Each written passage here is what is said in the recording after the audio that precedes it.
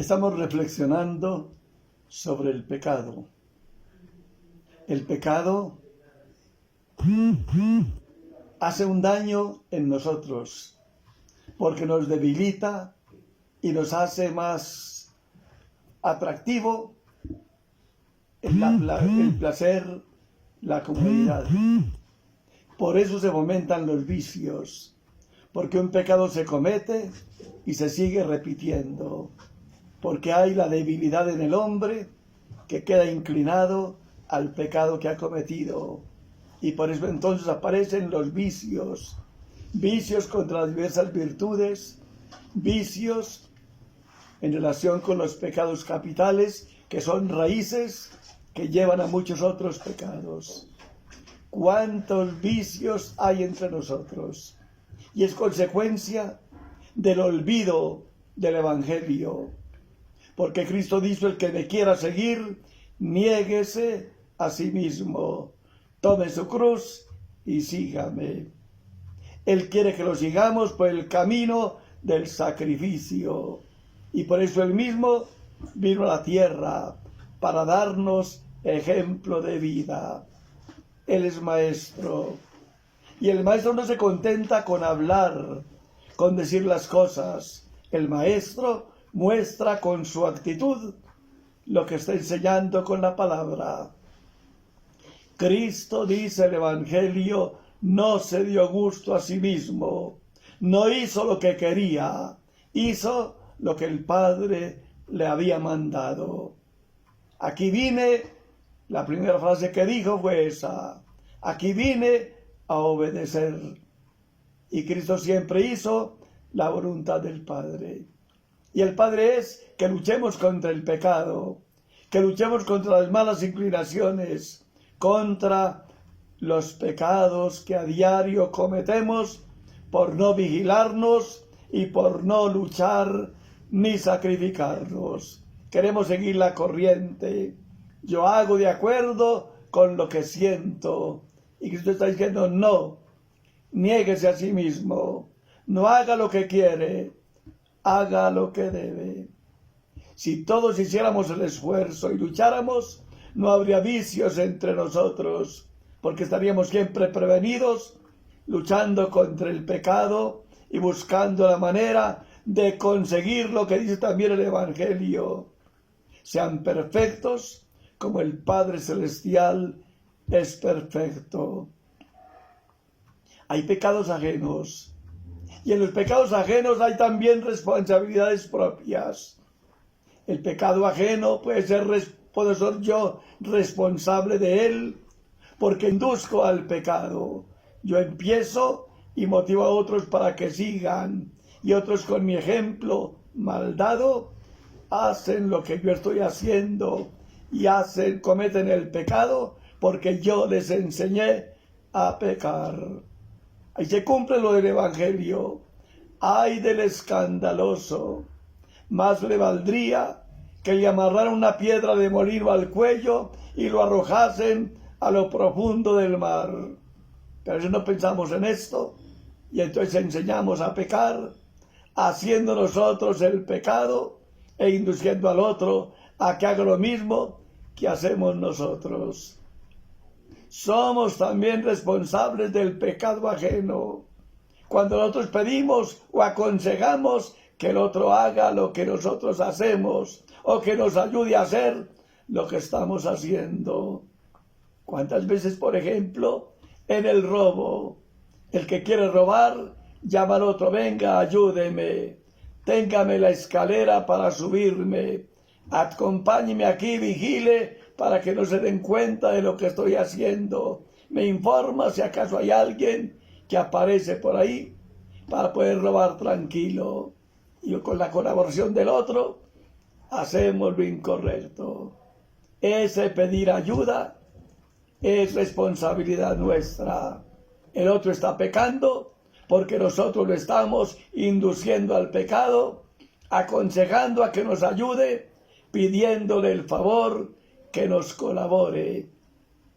O también cuando el otro peca y nosotros no decimos nada, no regañamos, no corregimos, no aconsejamos. El otro peca porque nosotros lo animamos y sobre todo porque nosotros nos tragamos lo incorrecto de lo que estamos viendo y no corregimos al que yerra, sabiendo muy bien que el Evangelio dice, si tu hermano peca, corrígelo. Si te hace caso, habrás salvado a tu hermano. Si no te hace caso, es responsable del pecado que está cometiendo, pero tú quedas libre de ese pecado porque lo has corregido y le has hecho entender lo incorrecto de su obrar.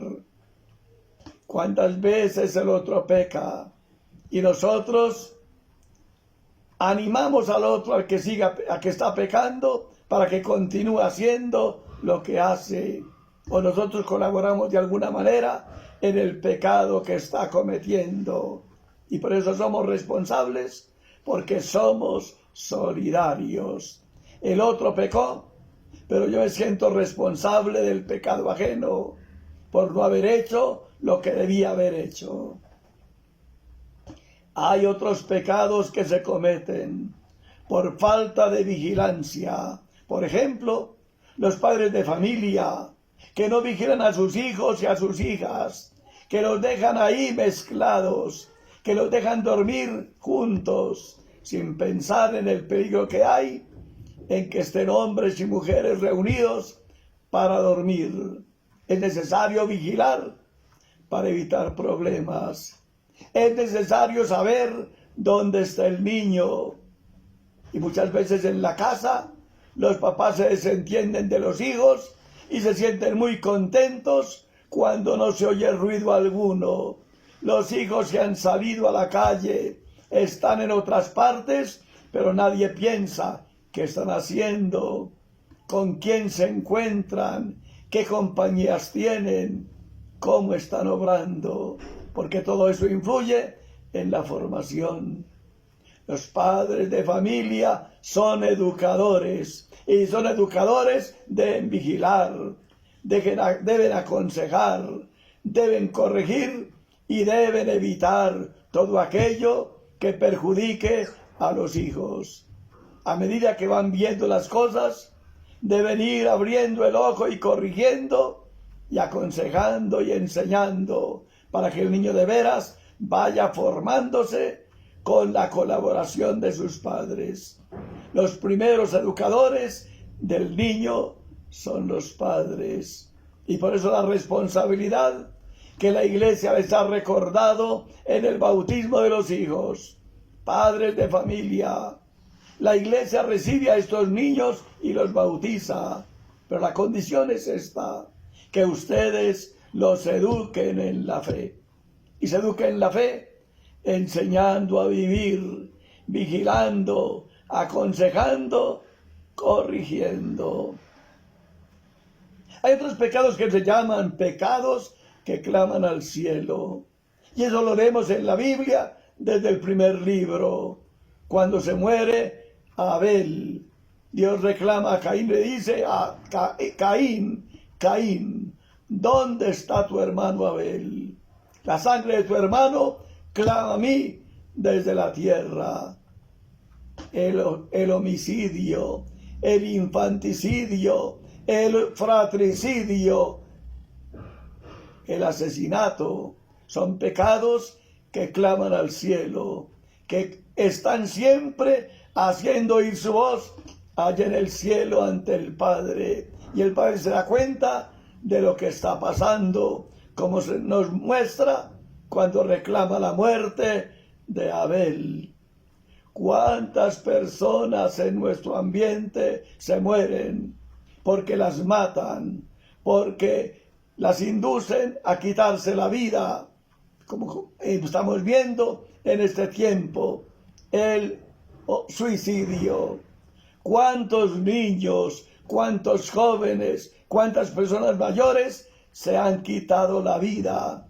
Y se la quitan porque no encuentran ambiente de acogida en la casa. Todos los rechazan, todos los tratan con dureza, todos los aíslan. A mí no me importa ese Yo que cuentas, que se defienda como yo me defiendo. Y el hombre necesita acogida. Cuando hay acogida, cuando hay cariño, cuando hay fraternidad, hay buen ambiente y hay alegría. Pero cuando hay rechazo, hay tristeza, hay desesperación y hay deseo de muerte. ¿Cuántos se quitan la vida? Precisamente porque no encuentran el ambiente de acogida que debieran encontrar. Los padres de familia deben vigilar, porque ellos son responsables del ambiente que hay en el hogar. Ambiente de alegría, ambiente de paz, ambiente de fraternidad. Eso lo logran los padres cuando se interesan por cultivar ese ambiente en la familia, cuando buscan la manera de que se perdonen las injurias, cuando a veces hay alegatos entre los niños, hay dificultades en ellos o entre los jóvenes, pero se practica lo que nos dice el Evangelio. Si te has ofuscado, si has tenido dificultades con tu hermano, que no se oculte el sol sin reconciliarte con él. Eso hay que hacerlo si queremos nosotros ser de veras cristianos, personas que nos dejamos dirigir por el Evangelio de Jesucristo. Hay otro pecado que clama al cielo. Y en este pecado que clama al cielo también hay que recordar el aborto. La persona humana tiene derecho a la vida y tiene derecho a la vida desde el momento en que empieza su concepción. No podemos quitarle la vida a un niño que se está formando por ninguna razón, porque no hay motivo para quitar la vida a ningún ser humano. Ese pecado de aborto también clama al cielo. Otro pecado que clama al cielo, el pecado de sodomía. El pecado que cometieron los de Sodoma y Gomorra, que es el pecado del cual Dios se quejó. Me ha llegado una acusación grave de Sodoma y Gomorra por un pecado muy grave que allí se está cometiendo. Voy a mirar y voy a castigar. Y el pecado que Dios castigó en Sodoma era ese. Los hombres vivían entre hombres y las mujeres entre mujeres. Y eso está en desacuerdo con el plan de Dios. Dios hizo al hombre y a la mujer para el matrimonio. Por eso Adán, cuando miró a Eva, dijo: esta sí es igual a mí, es carne de mi carne y hueso de mis huesos. Por eso el hombre dejará a su padre y a su madre y se unirá con su mujer, y los dos serán una sola carne. El hombre fue creado para la mujer. Cuando este orden se daña, cuando el hombre piensa en el hombre y la mujer en la mujer, eso no concuerda con el plan de Dios. Y ese pecado clama al cielo. Ese pecado está reclamándole a Dios el desorden que hay en el mundo. Y este pecado hoy es común, porque hoy hombres y mujeres viven como si no hubiera matrimonio, pensando en que pueden vivir hombres con hombres y mujeres con mujeres, según lo quiera cada uno.